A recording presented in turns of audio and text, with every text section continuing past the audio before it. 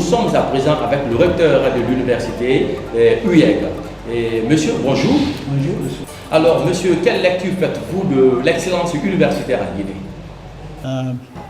L'excellence universitaire, c'est une bonne chose, c'est même indispensable. Nous sommes dans un monde global. Le marché est ouvert au reste du monde. Nous sommes dans un monde en développement. Troisième révolution industrielle, nouvelle technologie, l'information. Quand on met tout ça ensemble, la qualification des cadres est une obligation. On met aussi dedans qu'on est dans le contexte de la CEDEAO surtout dans le contexte africain, le contexte africain surtout dans le contexte mondial. Donc la compétition n'a pas de limite. Dès qu'il y a des défaillances à un niveau, au niveau d'un pays, alors ça se communique de l'autre côté, le besoin est là, il faut le satisfaire. Donc les gens viennent et ils occupent les postes. Si on veut se développer, si on veut évoluer avec notre temps, on est obligé, les cadres à tous les niveaux, en commençant par les cadres supérieurs, les cadres moyens aussi. C'est ce que nous avons compris très tôt, les fondateurs en particulier, pour créer l'Institut universitaire des études de Guinée, en s'appuyant sur les sciences et la technologie, et à côté le BTS, brevet technicien supérieur. Donc formation cadre professionnel moyen, cadre professionnel supérieur.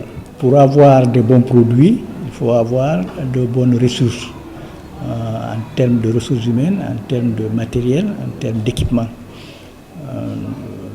Quand je regarde notre budget, le budget développement institutionnel, voilà, pour cette année, c'est 800 millions de francs. De francs guinéens. Développement institutionnel. Voilà. Par ça, nous entendons les équipements, nous entendons la qualification des cadres au poste, et nous entendons aussi les stages, le partenariat. Je vais prendre le cas de qualification des cadres au poste, c'est-à-dire les professeurs qui donnent les cours, les assistants, les maîtres assistants. Il faut savoir que si on les a cooptés pour être avec nous, certains d'entre eux, c'est en vertu des qualités scientifiques que nous avons décelées en eux. Quelle est l'exigence dans le cadre de recrutement des professeurs? Les professeurs, c'est-à-dire nous prenons les professeurs de rang magistral. Professeur de rang magistral, vous avez un PhD, vous avez en plus du PhD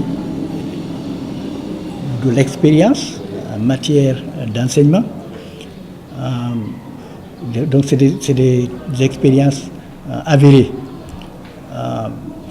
Nous-mêmes, nous n'avons pas ces gens comme professeurs intramuros, mais nous les utilisons comme professeurs extramuros.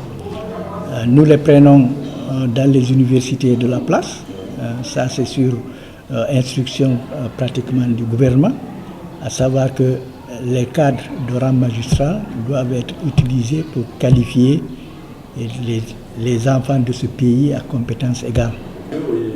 Parlez-nous donc du département que vous disposez et en plus bon, les départements, on les voit par faculté. Par faculté, oui. Voilà, par faculté. Si nous prenons la faculté des sciences et techniques, nous avons 3 départements majeurs: les génie industriel et maintenance, génie civil, géomine. Donc ce sont les départements de base. Maintenant, là j'en viens. Je prends sciences et nouvelles technologies.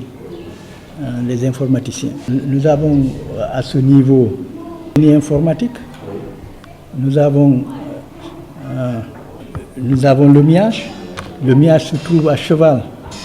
MIAGE se trouve à cheval entre l'économie et les génies.